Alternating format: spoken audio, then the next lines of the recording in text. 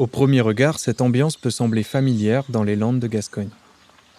De grands pins maritimes et quelques chênes peuplent cette forêt. Des chemins sablonneux serpentent au milieu des fougères et des bruyères qui poussent au pied des arbres.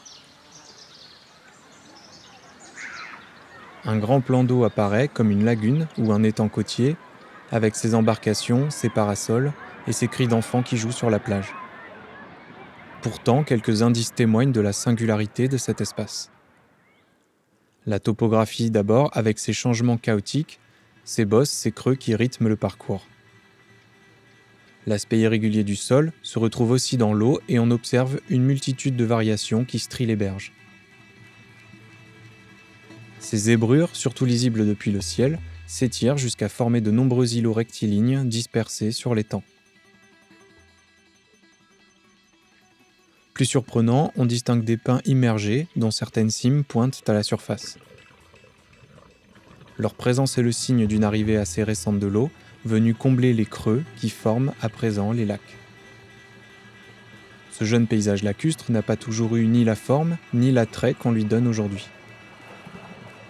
En arpentant les lieux et en recueillant des témoignages d'habitants, nous allons découvrir qu'au fil du siècle dernier, Ostens a connu des transformations majeures. Si l'identité forestière de la commune demeure, l'activité industrielle qui a bouleversé la vie locale pendant 30 ans est à l'origine du site unique que nous connaissons aujourd'hui. La logique productiviste du XXe siècle a laissé place à de nouveaux paradigmes qui cherchent l'équilibre entre vie locale, loisirs et écologie.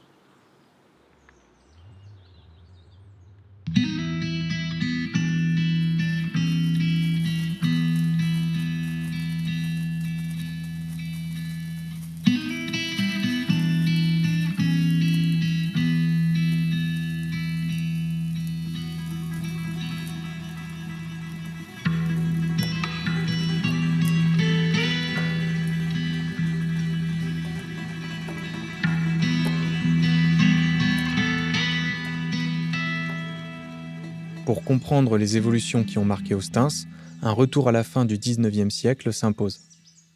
À cette époque, le paysage ancien de la commune, composé de terres agricoles et de marais, est profondément modifié par la loi de drainage et d'enraisinement des Landes de Gascogne. C'est cette loi qui amorce la mise en place de l'agriculture sylvicole et qui confère au paysage landais le caractère forestier qu'on lui connaît depuis plus d'un siècle. De manière traditionnelle, ici, on vivait, la forêt est arrivée que très tardivement. La forêt telle qu'on la connaît aujourd'hui, parce que c'est une forêt de pins qui est plantée, c'est du pin maritime. C'est Napoléon qui a fait planter cette forêt avec la loi des communaux de 1857, où il voulait cultiver cette région et surtout pouvoir en tirer quelque chose et pouvoir y tracer des routes, parce que c'était une zone qu'il ne maîtrisait pas entre Paris et l'Espagne, avec qui il avait des problèmes.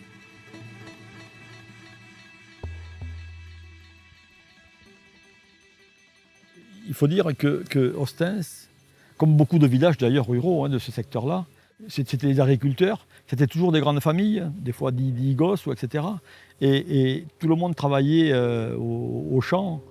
Alors une partie au champ en tant que métayer, c'est-à-dire que le propriétaire des terres récupérait une partie des récoltes, et une autre partie, c'était la gemme, c'est-à-dire on faisait gemmer les pins. C'était l'ensemble du pays qui était sensiblement le même. Sensiblement le même. Mes parents exploitaient le gémage, la résine, les pins. Les dames entretenaient le champ avec seigle, maïs. Il y avait des moutons, il y avait on mangeait de la viande, il y avait une vache ou deux, on buvait du lait, on mangeait du veau et un potager. Et avec ça, la famille mangeait à sa faim. Et enfin, c'était la vie de, je sais pas moi, 80% des gens qui étaient ici dans la commune d'Ostens. La vie de beaucoup de métayers. L'hiver, c'était des bûcherons, et l'été, c'était la gemme. Voilà, quand à février, ça a commencé en février, et là, ils commençaient à travailler pour rien. Parce que pour préparer les pains, il commençait à toucher de l'argent que quand il ramassait la gemme, qui était partagée. Et puis après, l'hiver, c'était l'entretien des bois, parce que les propriétaires, on était obligés d'entretenir les bois à l'époque, en tant que métayer. Et mon père, je l'aidais que le matin pour faire l'éclaircissage. Les pains qui étaient comme ça, vous voyez.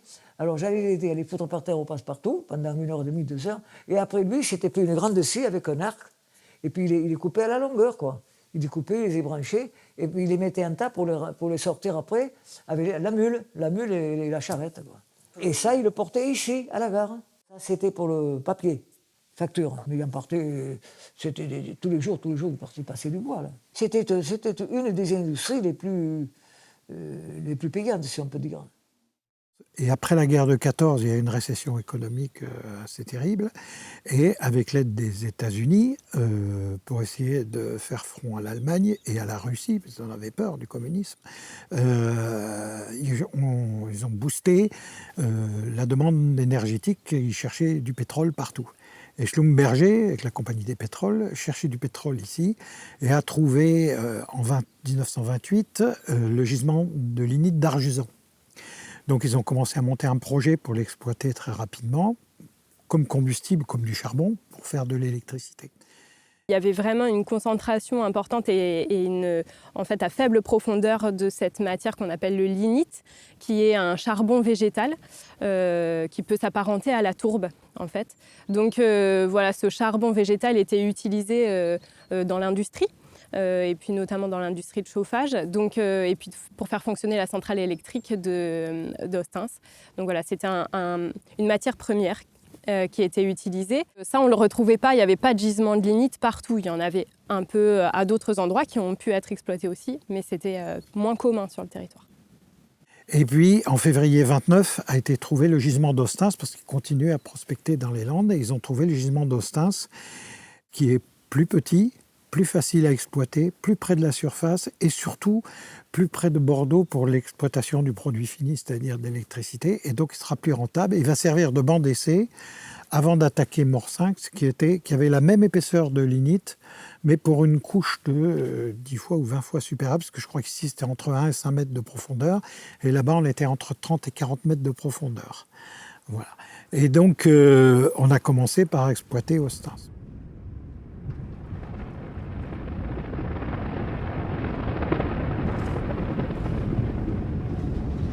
C'est ainsi que démarre, pour quelques décennies, l'industrialisation d'Ostens. Les terres sont creusées par d'énormes machines qui acheminent le lignite jusqu'à la centrale électrique.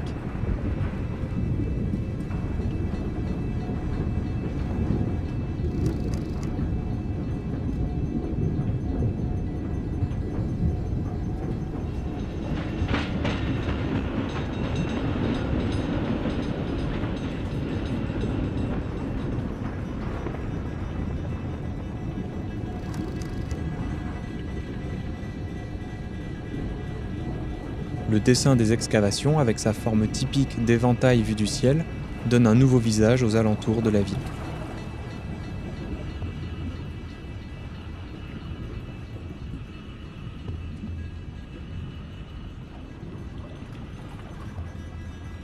L'activité locale, qui était jusqu'alors tournée vers l'agriculture et la sylviculture, cohabite désormais avec un mode de vie issu de l'usine.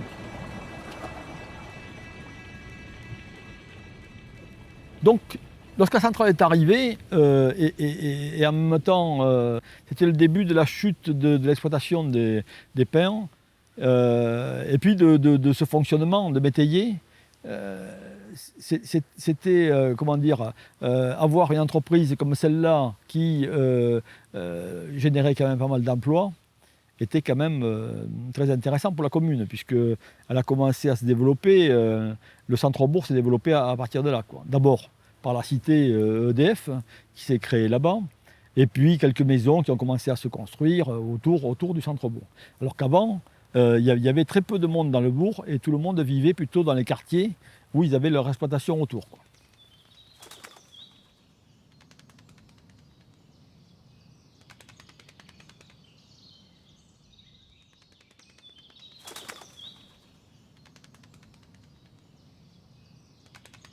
Ici, les gens vivaient pour un gros propriétaire, un moussu, et ils n'étaient pas payés. Quand ils avaient besoin d'argent, ils demandaient au propriétaire qui payait l'école, qui payait le médecin. Qui faisait tout.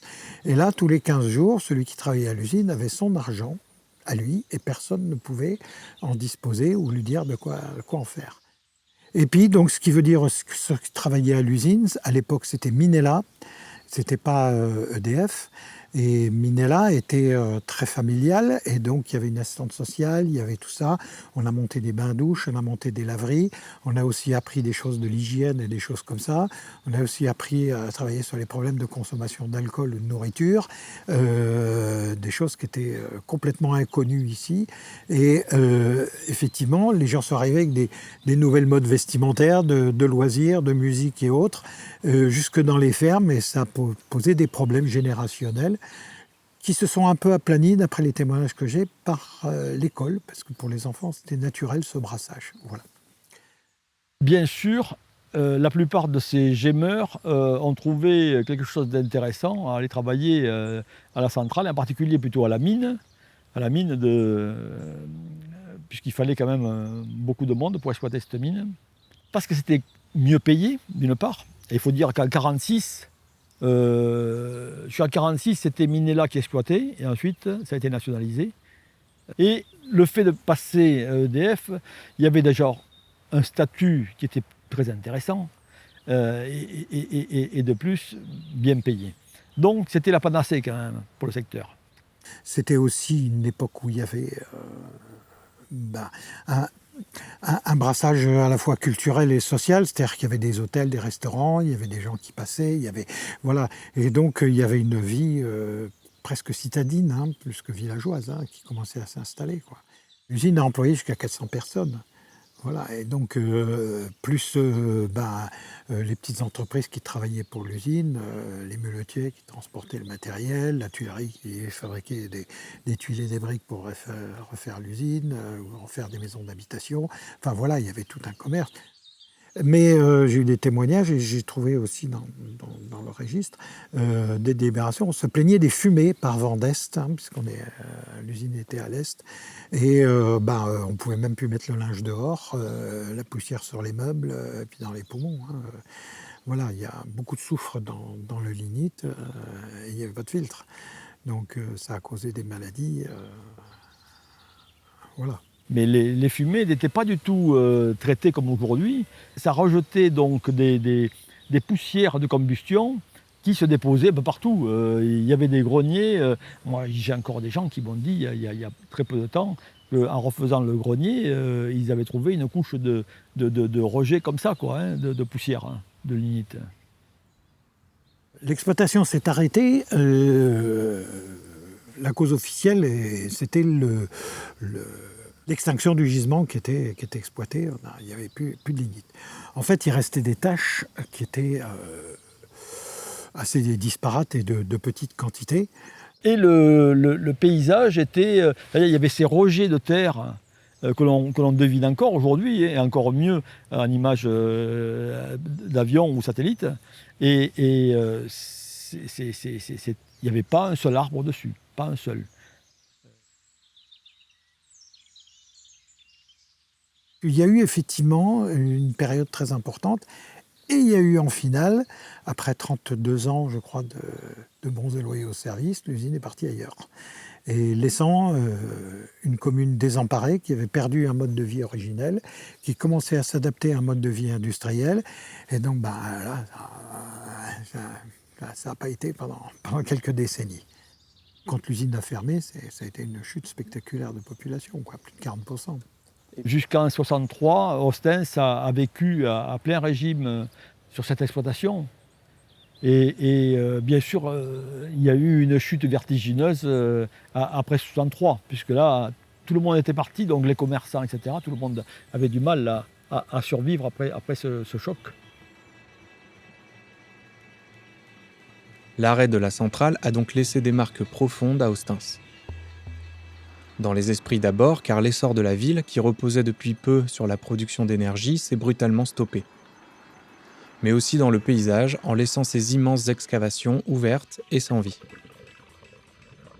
Cependant, la proximité de la nappe phréatique, qui obligeait les exploitants à pomper durant leur ouvrage, a rapidement généré un décor inédit à Ostens au départ de l'usine.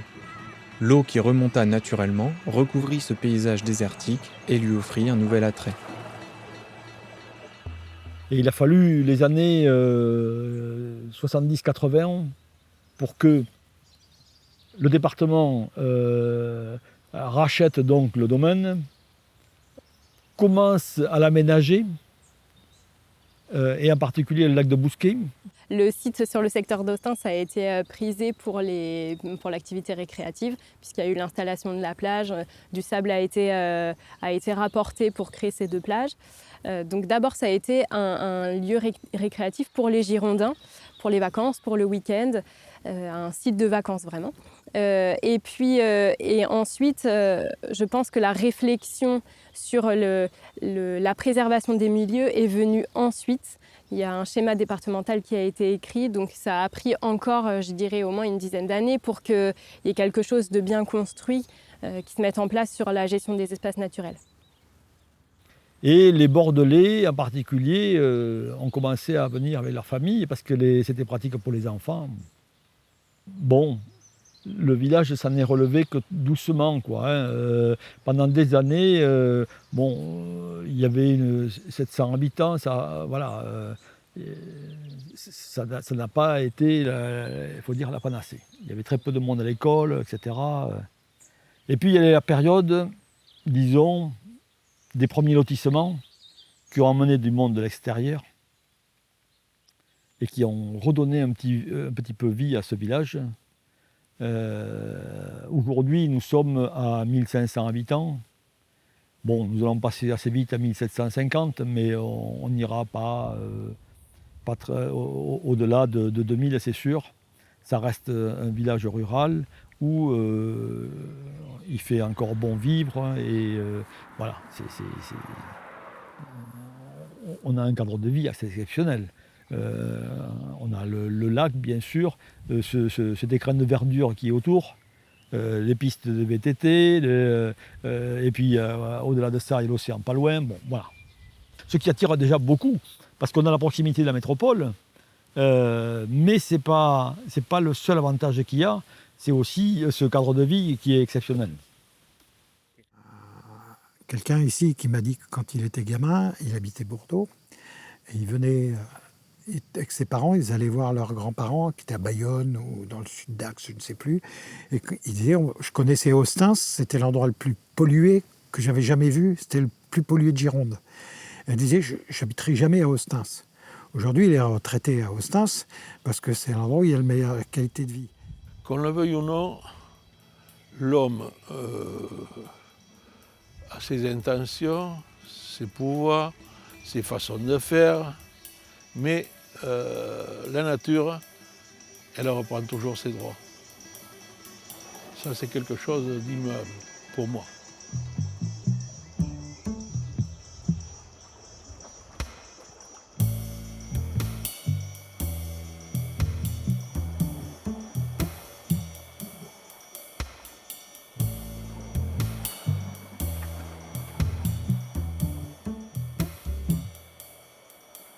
Ce décor lunaire a rapidement fait preuve de résilience en donnant naissance à un paysage plein de promesses. L'eau et la végétation, dans leur élan spontané, ont littéralement colonisé l'espace pour lui donner les qualités qu'on lui connaît aujourd'hui. Depuis l'acquisition du domaine par le département, des plans de gestion sont mis en œuvre pour préserver ces milieux aux ambiances si particulières. Quand on regarde les photographies aériennes, qui est la base de notre travail avant de venir sur le terrain, c'est assez fantomatique. On voit ces espaces, ces étendues noires, balayées de peignes de pin. On ne comprend pas vraiment, avant de se plonger dans l'histoire du site, on ne comprend pas vraiment en fait, ce qui s'est passé. Ça ressemble à rien de ce qu'on a l'habitude de voir quand on est écologue. Mais quand on s'approche du site, on est aussi happé par autre chose, par une ambiance. La couleur noire de l'eau des lacs ne ressort pas de la même façon. Quand on est à proximité, on la voit foncée, mais on ne la voit pas noire comme on peut la voir vue du dessus. c'est complètement différent. On n'a pas du tout la même impression si on survole ou si on déambule au sein du site. C'est un site qui fait à peu près 780 hectares. Donc c'est le plus gros espace naturel sensible de Gironde. C'est un site qui est au sein du territoire du parc naturel régional des Landes de Gascogne. C'est un site qui est séparé en fait en 3 entités. Nous on parle de 3 entités. L'espace naturel du domaine d'Ostens, qui était presque le noyau. L'espace naturel sensible des lagunes du Gat-Mort. Maintenant, ça forme un hyper espace naturel sensible de 780 hectares, avec au centre une propriété forestière qui fait le lien entre ce secteur plus récréatif sur le domaine d'Ostens et le secteur plus naturel, plus préservé des lagunes du Gat-Mort.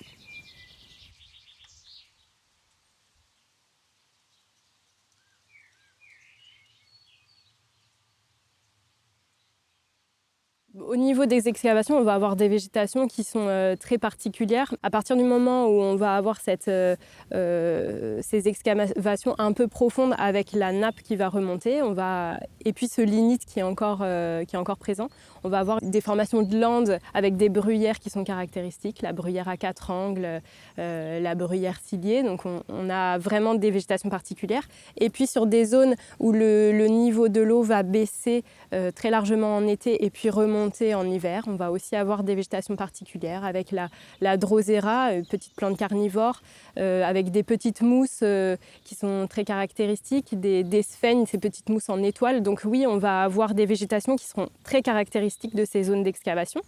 Et sur les bords, les végétations de landes vont continuer à se développer.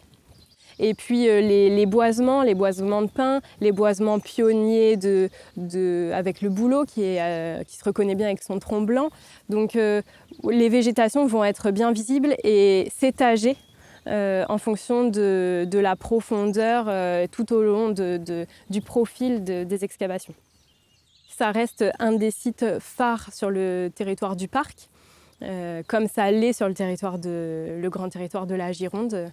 Donc oui, pour nous, c'est vraiment un site qui est très important, mais parce qu'aussi c'est un site qui a une dualité d'utilisation. On a ce secteur qui est protégé, tout un secteur qui est protégé, préservé, dont la biodiversité est préservée, gérée, et un secteur qui est beaucoup plus ouvert au public, avec toute une partie d'activités récréatives, avec la présence des plages, avec des pistes VTT qui sont aménagées. Cette conciliation est assez contemporaine et du coup mal connue.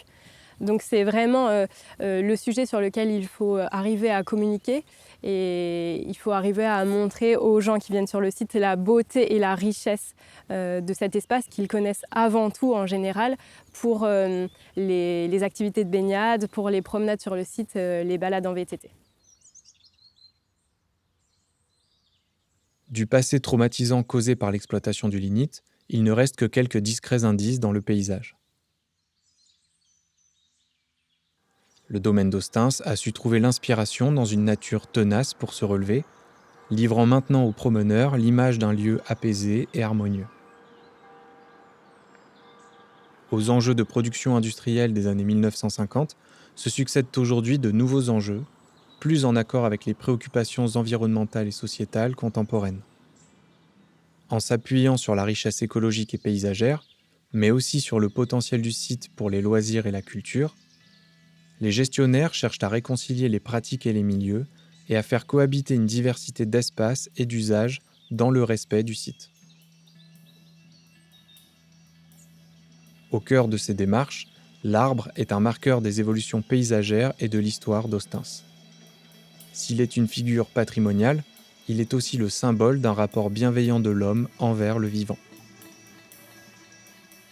Dans ce sens, il peut jouer un rôle fédérateur dans cette transition culturelle et être une source inspirante de projets pour les générations futures.